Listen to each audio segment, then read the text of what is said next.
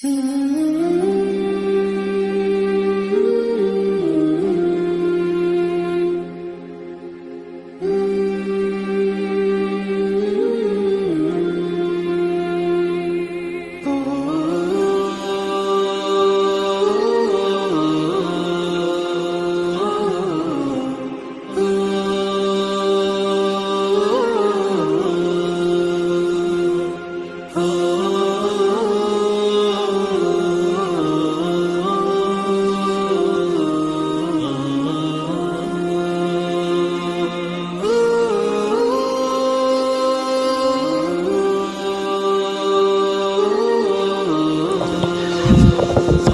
वालेकुम, आदाब दोस्तों। मैं डॉक्टर रज़ीउद्दीन सिद्दीकी, खोज इंडिया में आपका बहुत बहुत इस्तकबाल है, स्वागत है, हार्दिक स्वागत है।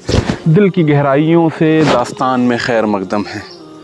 हालांकि मैंने ये तय किया था कि मैं कुछ दिनों का ब्रेक ले लूँ या ये सीरीज़ बनाना है बिल्कुल छोड़ दूँ, क्योंकि दुख होता है, अफसोस होता है, बहुत ही ज़्यादा अफसोस होता है कि आप इतनी मेहनत करते हैं और मेहनत करने के बाद मैं देखता हूँ बहुत बेरुखी आप लोग इख्तियार कर लेते हैं।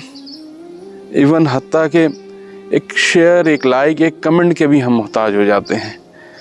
लिहाजा बिल्कुल एक इरादा कर लिया था कि अब शूट नहीं करूँगा, लेकिन बहुत ज़्यादा दोस्तों का प्रेशर, आप लोगों की मोहब्बत, इतनी ज़्यादा मोहब्बत कि मुझे यकीन ही नहीं था कि आप लोग मुझसे इतनी ज़्यादा मोहब्बत करते हैं। और घर में बच्चों का प्रेशर के अलावा भी और बहुत सारे प्रेशर आप समझ सकते हैं कि नहीं, आपको ये काम करना है, छोड़ना नहीं है, मरते दम तक करना है, यानी हाई कमान का हुक्म। तो ठीक है, तो हमने भी तय किया है कि हम वापस शुरू करेंगे। तो लेकर आ रहे हैं फिर से आज दास्तान का एक एपिसोड। तो शुरू करते हैं। उसके पहले आपको फिर कहूँगा कि अभी तक अगर आपने हमारे इस चैनल को सब्सक्राइब नहीं किया है तो सब्सक्राइब कर लें, लाइक करें, शेयर करें और भी जो समझ में आए वो करें। तो सुनिए मुझसे फिर आप ख्वाजा हसन निज़ामी की किताब बेगमात के आंसू से एक और दास्तान। गदर के हालात हम आपको लगातार बता रहे हैं कि लाल किले का वो दिन, बहादुर शाह ज़फ़र के बेटे मिर्ज़ा मुग़ल, उनको बागियों ने अपना कमांडर इन चीफ तो बना लिया है, लेकिन उनकी चल नहीं रही है, यानी उनकी सुन नहीं रहे हैं। 49 अंग्रेज़ों के मर्द, औरत, बच्चे, एक पूरा ग्रुप बागी जो फ़ौजें थीं उन्होंने गिरफ़्तार करके ले आई हैं लाल किले के अंदर। और अब ऐसा लग रहा है, लाल किले के हालात ऐसे लग रहे हैं कि बागी कहीं इनको कत्ल ना कर दें। और इस नज़ारे को मिर्ज़ा मुग़ल किले की एक ऊंची, आप कह सकते हैं कि ऊंचाई पर से खड़े रहकर एक मकाम से देख रहे हैं। साथ में उनकी 8 साल की बेटी भी बगल में खड़ी हुई है, जिसका नाम नरगिस नज़र है। दरअसल ये वाक़या नरगिस नज़र की ही कहानी है, नरगिस नज़र की ही आप बीती है जो मैं आपको सुनाने जा रहा हूँ। अब बागी उनके साथ बहुत सख्ती कर रहे हैं। ऐसा लग रहा है कि किसी वक्त बागी इनको कत्ल कर देंगे। पूरे किले में एक शोर मचा हुआ है। आप जो मर्द, औरत, बच्चे थे उनको उस जगह पर लेकर चले गए जो जिसे मख्तलगाह कहा जाता था, या फायरिंग रेंज आप कह सकते हैं। वहाँ पर ले जाकर उन लोगों को लेकर चले गए। पीछे पीछे मिर्ज़ा मुग़ल भी ऊपर से उस मकाम का मुआयना कर रहे थे और देख रहे थे। और ऐसा कोई उसमें अंग्रेज़ बच्चा, औरत नहीं थे जो बिलबिला नहीं रहे थे और रो नहीं रहे थे। उनकी आवाज़ें ऐसी शदीद रोने की आ रही थी कि एक दर्द सा महसूस हो रहा था और अपने खुदा को लगातार पुकार रहे थे। उनकी आँखों से आंसू जारी थे। बच्चे अपनी माँ की छातियों से लगकर ज़ारो कतार रो रहे थे। मिर्ज़ा मुग़ल के चंद मसाइब जो उनके पास खड़े थे, खुसूसन उनकी लड़की नरगिस नज़र के उस्ताद मौलाना ऐनुल हक साहब आंखों में आंसू भरकर बोले, साहिब आलम, ये तो बड़ी सफ़ाकी का काम है। औरतों और बच्चों का कत्ल किस मज़हब में रवा नहीं है और इस्लाम तो सख्ती से इसकी ममानियत करता है। लिल्लाह, आप फ़ौज को हुक्म दीजिए कि वो इन औरत और बच्चों को कत्ल ना करे। मिर्ज़ा मुग़ल ने जवाब दिया कि बेशक ये बहुत बड़े जुल्म और सितम की बात है, मगर फ़ौज के जाहिल सिपाहियों और गुस्से में भरे हुए अफसरों को रोकना और बुरे काम से बाज रखना आसान नहीं है। ये लोग बिल्कुल जंगली और वहशी हो चुके हैं। अंग्रेज़ों से बागी होने के बाद इतने खुद सर और बेबहरा हो गए हैं कि किसी शख्स का हुक्म नहीं मानते, जो जी में आता है करते हैं। मौलाना ऐनुल हक साहब ने कहा, साहिब आलम को तो उन्होंने सिपह सालार अपना बना लिया और जहाँ पनाह ज़िले सुबहानी आला हज़रत बहादुर बादशाह सलामत को ये अपना हुक्मरान तस्लीम कर चुके हैं, तो फिर क्या वजह है कि ये आपकी वालिद बादशाह सलामत का हुक्म ना माने। तो इस बात की ज़रूर कोशिश करना चाहिए कि आप देखते नहीं कि इन अंग्रेज़ औरतों और बच्चों को रोने और आह-व-ज़ारी करने से आसमान और ज़मीन कांपते हुए नज़र आ रहे हैं। मिर्ज़ा मुग़ल ने जवाब दिया, मौलाना मैं और मेरे वालिद नाम के खिलौने बना दिए गए हैं, वरना असल हकीकत ये है कि ना मेरा कोई कहना मानता है ना बादशाह सलामत का। आप सोचिए कि उस वक्त दिल्ली के हालात कैसे थे कि फ़ौजें दिल्ली में मौजूद थी, बागी फ़ौजें जिन्हें कहा जाता है, मुजाहिद जिन्हें हम कहेंगे, वो आ चुके थे, लेकिन उनके ऊपर ना बादशाह का चलता था ना उनके कमांडर, वो अपने मर्ज़ी की करते थे। उनके अंदर दरअसल अंग्रेज़ों के लिए इतना ज़्यादा गुस्सा था कि वो अंग्रेज़ों की बात अगर आ जाती थी तो थोड़ा भी वो बात करने के लिए तैयार ही नहीं थे, क्योंकि वो लोग सर पे कफन बांध चुके थे। उन्हें पता था वो फ़ौजियों को, बागी फ़ौजियों को, कि अब या तो लड़ना है या तो मरना है, क्योंकि वो लोगों ने फ़ौज से बगावत की थी और बागी की सज़ा अंग्रेज़ क्या कोई भी फ़ौज क्या देती है उन सबको अच्छी तरीके से पता था। इसलिए वो अंग्रेज़ों के मामले में थोड़ी सी मुरव्वत करने की भी बात नहीं करते थे। जहाँ बादशाह और मुग़ल फैमिलीज़ कुछ बातें इस तरीके की करने लगती थी तो वो बिल्कुल एकदम ऐसा लगता था कि बादशाह ही को गोली मार देंगे। तो लिहाजा उस वक्त के हालात बहुत ज़्यादा तशवीशनाक हो गए थे। बादशाह और बादशाह के बेटे, मुग़ल फैमिली एकदम बेबस हो चुके थे बागियों के आगे। इसके पहले वो अंग्रेज़ों के आगे बेबस थे और आज बागियों के आगे बेबस हैं। जब ये अंग्रेज़ औरत मर्द गिरफ़्तार होकर आए, बच्चे गिरफ़्तार होकर आए, तो मैंने इस मसलहत से किले में हज़रत बादशाह सलामत के पास भिजवा दिया था कि किसी सूरत से इन औरतों और बच्चों की जान बचा लूँगा।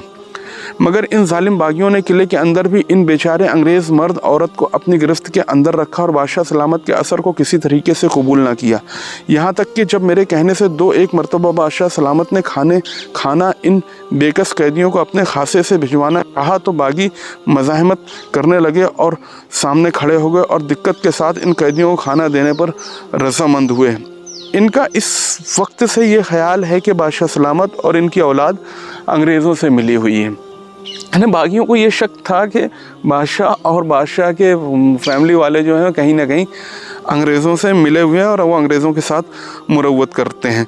चुनांचा इनकी अक्सर मुँह फट सिपाहियों ने मेरे और जहाँ पनाह के मुँह दर मुँह ये कहा है कि हमने अपनी जानों को, सारे घर बार को तबाही में डाल दिया है, मगर आपको इसकी कुछ कद्र नहीं है और बात बात में अंग्रेज़ों की रियायत करते हैं। अगर आप लोग इस बात से ना आए तो हम पहले आप सब लोगों को तलवार से सफाया कर देंगे। मौलाना तुम्हें इंसाफ करो, ऐसी जंगली और वहशी फ़ौज से क्यों कर सिफारिश की जा सकती है। अब मौलाना को मिर्ज़ा मुग़ल कह रहे हैं, मौलाना अब तुम ही बताओ कि कैसे मैं इन जंगली फ़ौज और वहशी फ़ौज के पास जाऊं और उनके पास सिफारिश करूं। अगर इस वक्त मैं इन लोगों को, औरतों और बच्चों के कत्ल से मना करूंगा तो ये पहले मुझको और मेरे बच्चों को इसी मकाम पर ले जाकर कत्ल कर देंगे जहाँ इन बेचारे अंग्रेज़ कैदियों को हलाकत के इरादे से लेकर गए हैं। मौलाना ऐनुल हक साहब ने फरमाया कि साहिब आलम, क्या ये मजबूरी हक बजानिब है, मगर इस्लाम हुक्म देता है कि मज़लूम की हिमायत के लिए अपनी जान तक की भी कुछ परवाह नहीं करनी चाहिए। दुनिया चंद रोज़ है, चलिए मेरे साथ चलिए, मैं ख़ुद जाकर इन बागियों को नसीहत करूँगा। मिर्ज़ा मुग़ल ने इसका जवाब तो ना दिया, मगर इनके चेहरे से ऐसा मालूम होता था कि वो इस ख्याल पर कुछ आमादा होना चाहते हैं। मगर कबल इसके वो एक लफ्ज़ अपनी ज़बान से निकालते, एक शख्स ने जो मिर्ज़ा के मसाहिबों के पीछे खड़ा हुआ था, दौड़कर मौलाना ऐनुल हक साहब की पीठ में एक छुरी मारी और उल्टे पांव ये कहते हुए भागा, काफिरों और काफिरों के दोस्तों की यही सज़ा है। मिर्ज़ा मुग़ल के मसाहिब और ख़ुद मिर्ज़ा मुग़ल मौलाना ऐनुल हक को संभालने लगे। एक दो आदमी कातिल के पीछे दौड़े ताकि इसको गिरफ़्तार करें, मगर कातिल कोठे से नीचे कूद कर बागी सिपाहियों के झुरमुट में जाकर छुप गया। छुरी मौलाना ऐनुल हक के बाहीं पहलू पर लगी थी, जिसने पसलियों को चीरकर गुर्दों के 2 टुकड़े कर दिए थे और बेचारे मौलाना गिरते ही रहलत फरमा गया और एक बात भी इनके मुंह से ना निकली। नरगिस नसर, जो मिर्ज़ा मुग़ल की 8 साल की बेटी थी, वो ये सब चीज़ अपने वालिद के बगल में ही खड़े रहकर देख रही थी। कुछ खौफज़दा हो गई। उसके बाद, हाय रे मेरे मौलवी साहब, मौलवी साहब कहकर बच्ची ने रोना शुरू कर दिया। बच्ची को बेहद मोहब्बत थी अपने मौलवी साहब से, क्योंकि सुबह शाम वो बच्ची को आकर तालीम दिया करते थे। बागी फ़ौजें भाग गईं। अब अंग्रेज़ों ने दिल्ली फ़तह कर लिया। बहादुर शाह बादशाह हुमायूं के मकबरे में गिरफ़्तार हो गए। मिर्ज़ा मुग़ल, मिर्ज़ा अबू बकर वगैरह फ़ातिह फ़ौज के हाथों असीर होकर कत्ल कर दिए गए। उस वक्त नरगिस नज़र अपनी वालदा के साथ, जो मिर्ज़ा मुग़ल की एक मंजूर नज़र लौंडी थी, बैलगाड़ी में सवार जंगल में जा रही थी। गाड़ी में एक नरगिस नज़र, एक उसकी माँ और एक खानम नाम की मामा नौकरानियों कहा जाता था। कुल 3 औरतें थीं और 2 मर्दों में एक मिर्ज़ा घसीटा थे, जिनकी दूर की खराबत शाह आलम बादशाह से होती थी, और दूसरे मिर्ज़ा मुग़ल के देवड़ी के दारोगा कुदरत खान थे। की दरगाह से आगे बढ़कर छतरपुर के करीब पहुंची थी कि सामने से चंद सवार आते हुए नज़र आए। उन लोगों ने समझा कि अंग्रेज़ी फ़ौज आ गई। इस वास्ते उन्होंने गाड़ी को रास्ते से बिल्कुल हटा लिया और चाहा कि दरख्तों की आड़ में छुप जाएं, मगर गाड़ी में 10 कदम भी ना बढ़े पाए थे कि सवार करीब पहुंच आए और उन्होंने गाड़ी को घेर लिया। नरगिस नज़र ने देखा कि इन सवारों में वो शख्स भी है जिसने मौलाना ऐनुल हक को शहीद किया था। उस वक्त इसने चुपके से अपनी माँ के कान में कहा, ये अंग्रेज़ी फ़ौज नहीं है मम्मी, ये अंग्रेज़ी फ़ौज नहीं है अम्मा, बल्कि बागी फ़ौज है। सवारों ने गाड़ी को रोक लिया और कहा, जो कुछ माल तुम्हारे पास हो हमें दे दो। मिर्ज़ा घसीटा ने एक बागी सिपाही को पहचान कर कहा, तुमको तो हमारी मदद करनी चाहिए, ना कि उल्टा हमको लूटो। इस पर मौलाना ऐनुल हक के कातिल ने कहा, तुम लोग मदद के काबिल नहीं हो, क्योंकि तुम्हारी मुखबिरों ने अंग्रेज़ों को फ़तह दिलवाई है और हमको भागना पड़ा है। दारोगा कुदरत खान ने जवाब दिया, बिल्कुल झूठ है, तुम ही लोगों ने हमारी अतात ना की और इतनी बड़ी ताकत के बावजूद भाग खड़े हुए और हमारा ऐशो आराम घर बार सब बर्बाद कर दिया। फ़िक्रा सुनकर बागी सवार बेताब हो गए और गज़बनाक होकर उन्होंने गाड़ी बांध और मर्दों पर तलवार मारनी शुरू कर दी। चुनांचे मिर्ज़ा घसीटा, दारोगा कुदरत खान और गाड़ी बांध उसी जगह मारे गए। अब बेचारी खानम भी कुदरत खां को बचाने में तलवार खाकर गिर पड़ी और जान से गई। सिर्फ नरगिस नज़र और उसकी माँ जिंदा बच गईं। बागियों ने गाड़ी का सब सामान लूट लिया, यहाँ तक के मकतूलों के कपड़े भी उतार लिए। देखिए, जुल्म जो था हर तरीके से हर तरफ था। आप सोचिए कैसे, हालांकि बागी थे, कहते थे कि हम अंग्रेज़ों के ख़िलाफ़ लड़ रहे हैं, लेकिन माल की कितनी मोहब्बत थी कि जो लोग अब शहीद हो गए हैं उनके कपड़े भी ये लोग उतार ले रहे हैं। नरगिस नज़र के कानों में और गलों में जो गहना था वो भी ज़बरदस्ती उतार लिए गए। इसके बाद वो आपस में मशवरा करने लगे।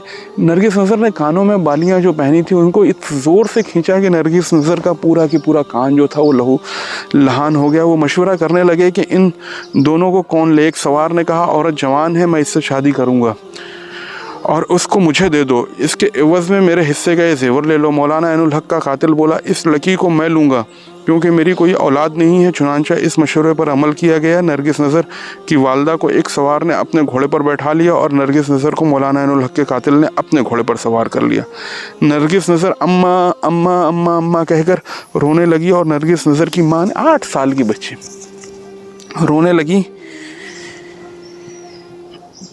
नरगिस नज़र की माँ ने इस सवार से कहा, मेरी लड़की को भी तो ले लो ताकि हम दोनों एक जगह रहें। इस सवार ने कहा, मैं भरतपुर का रहने वाला हूँ, वहाँ तुझको ले जाऊँगा। और ये सवार जिसके हिस्से में तेरी लड़की आई है, ज़िला सोहना, ज़िला गोड़गाह नूह का रहने वाला है। हम अपने आपस की तकसीम को बदलना नहीं चाहते। नरगिस नज़र की माँ ने कहा, अल्लाह मुझ पर रहम करो और मेरी इकलौती बच्ची को मुझसे ना छुड़ाओ।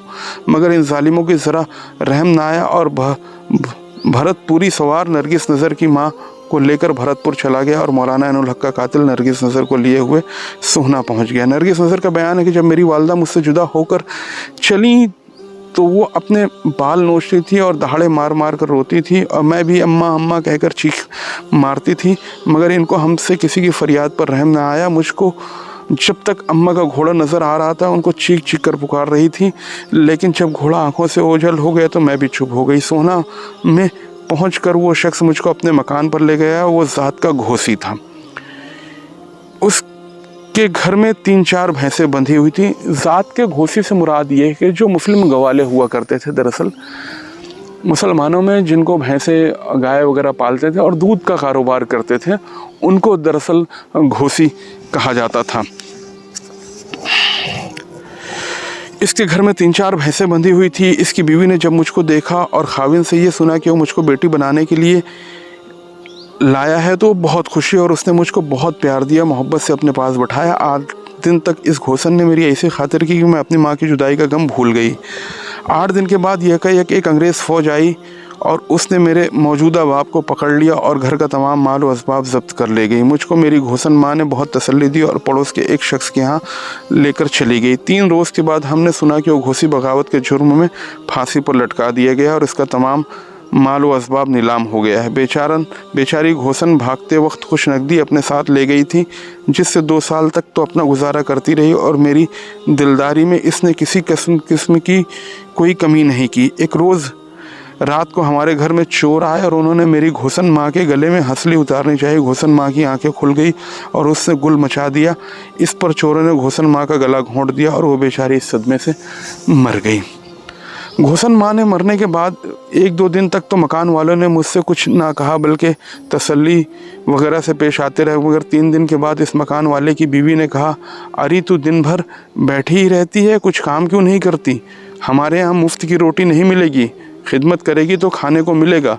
मैंने कहा, मुझे कुछ काम बता दो, जो तुम कहोगी मैं वही करूँगी। इस औरत ने कहा, घर में झाड़ू दिया कर, भैंसों का गोबर उठाया कर और उपले थापा कर।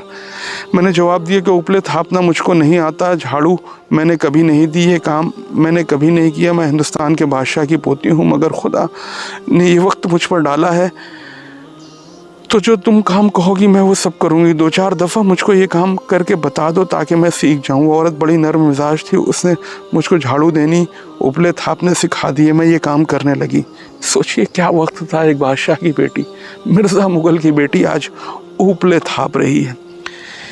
एक दिन मुझको शिद्दत का बुखार था, आगे कहती है, उसकी तकलीफ़ के सबब मुझसे उपले ना थापे गए। इस औरत का खाविंद घर में आया और मुझको पड़ा हुआ देखा तो उसने मेरे पैर में एक ठोकर मारी और कहा, 10 बज गए हैं, तू अब तक पड़ी सोई है? ये लाल किला नहीं है, घोसी का घर है। उठकर बैठ और चल गोबर थाप। घोसी के ठोकर मारने से मेरी आंखों में आंसू आ गए। मैं उठी और बैठी और कहा, मुझसे ख़ता हो गई है, मैं अभी गोबर थापती हूँ। चुनांचा मैंने इसी बुखार की हालत में झाड़ू भी दी, उपले भी थापे। उस वक्त तो मुझे इतनी समझ ना थी, मगर आज जब मुझसे इस मुसीबत का ध्यान आता है तो दिल बेचैन हो जाता है और मैं सोचती हूँ कि इन कमबख्त जालिम बागियों की बदौलत हम लोगों को कैसी कैसी विपत सहनी पड़ी। हम इस महल के रहने वाले थे जिसके अंदर का तस्वुर शायरों से अजीब व गरीब नज़में लिखवाता था, और जहाँ कि अगर ज़मीन पर कहीं जन्नत है तो यहीं है, यहीं है। मगर मुसीबत ने ये दिन दिखला दिए कि हम महलों से निकल कर दर बदर की ठोकरें खाते हैं, फिरते हैं, उपले थापते हैं। 2 साल इसकी मुसीबत में गुजर गए। आखिर में घोसी ने अपने भाई के साथ मेरी शादी कर दी, जहाँ मेरी सारी उम्र बसर हो गई। सारी उम्र मेरी उस घोसी के घर में घोसन बनकर बीतने लगी। मैंने कई बार सोचा, कई बार अक्सर मुझे अपने महल की ज़िंदगी का ख्याल आता। अक्सर ख्वाब में मैं जब देखती कि मुझे ऐसा महसूस होता कि अपनी माँ के पहलू में सो रही हूँ। कभी ऐसा लगता कि मैं अपना सर अपने बाबा मिर्ज़ा मुग़ल के ज़ानों पर रख कर सो रही हूँ। मुझे वो अपना छप्पर खट याद आता। बहरहाल वो सारी की सारी चीज़ें, वो सारी की सारी बातें महल वाली याद आती और मैं आंखें खोलकर रात बेरात सुबह कभी भी उठ जाती और उठकर ज़ारो क़तार रोने लगती। लेकिन अब मैं मजबूत हूँ और मैंने तय कर लिया है कि अब मैं नहीं रोऊंगी। अब मैं बिल्कुल नहीं रहूँगी, क्योंकि अब मैं घोसन हूँ। कहते हैं कि इंसान के काम से उसकी ज़ात होती है, लिहाजा मेरा काम अब गोबर थापना है। मैं किसी को नहीं कहूँगी कि मैं बहादुर शाह ज़फ़र की बेटी हूँ, मैं किसी को नहीं कहूँ कि मैं बहादुर शाह ज़फ़र की पोती हूँ, मैं किसी को नहीं कहूँगी कि मैं बागियों के सरदार मिर्ज़ा मुग़ल की बेटी हूँ। मैं नहीं बताऊँगी कि मैं मुग़ल बादशाह बाबर की आल हूँ। ये लाल किला, ये ताज महल सब मेरे ही तो है। मैं अब किसी को नहीं बताऊँगी। ये कहकर नरगिस नज़र अपने आप में ही सवालों के जवाब देकर खामोश हो गई। तो कैसा लगा आपको मेरे भाइयों ये एपिसोड? अगर आपको पसंद आया तो आप इसे ज़रूर शेयर करें। तो मिलेंगे अगले हफ्ते फिर इसी दिन इसी वक्त। तब तक के लिए अल्लाह हाफ़िज़।